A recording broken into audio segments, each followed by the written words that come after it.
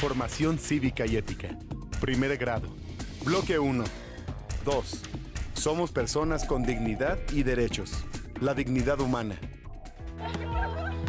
Se ha quitado el...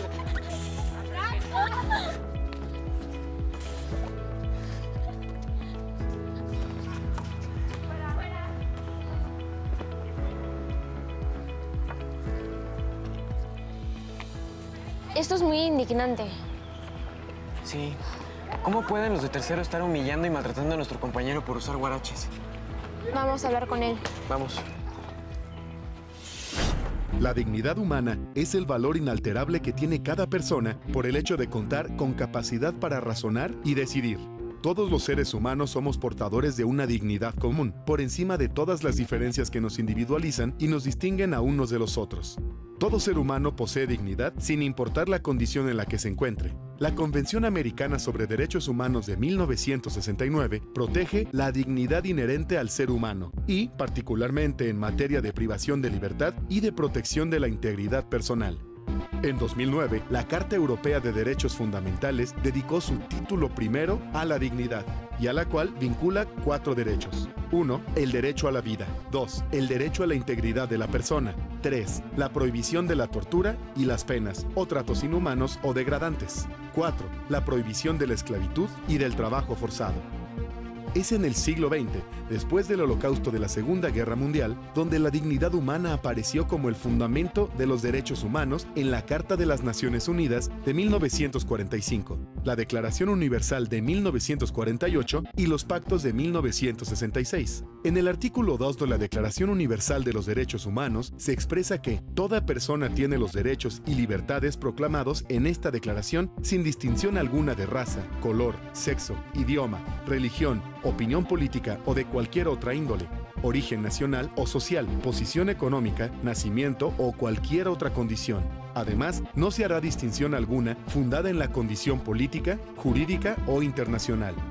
Los derechos humanos y la democracia son conceptos fundamentales, mientras que los derechos humanos son la expresión jurídica de la dignidad de las personas y su función es garantizar el respeto de esta. La democracia es el entorno en el que se desarrollan las relaciones de la comunidad en un marco de respeto a la dignidad.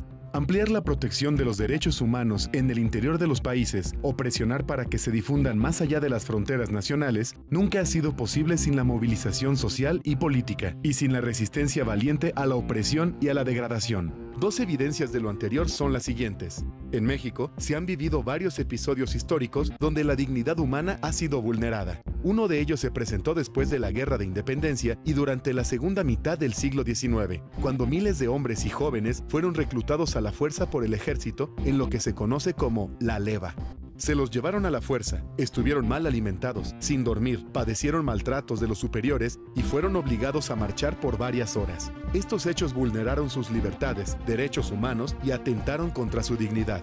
Otro caso que atentó contra los derechos humanos fue el que protagonizó Rosa Parks en los años 50 del siglo pasado. Esta mujer de color estadounidense, cuando tenía 42 años, tomó un transporte colectivo el 1 de diciembre de 1955 para regresar a su casa y se sentó en un lugar desocupado, pero al no cederlo a un hombre blanco, fue detenida y obligada a pagar una multa de $14.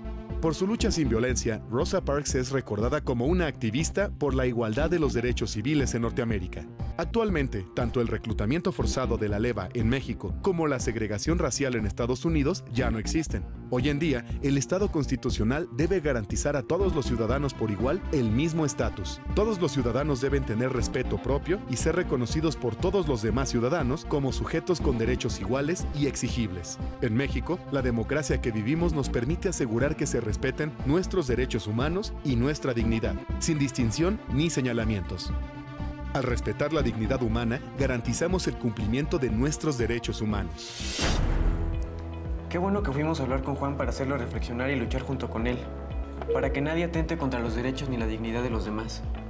Sí, espero que los de tercero no lo vean. La dignidad humana es fundamental para los derechos humanos. ¿Y tú, de qué manera la construyes?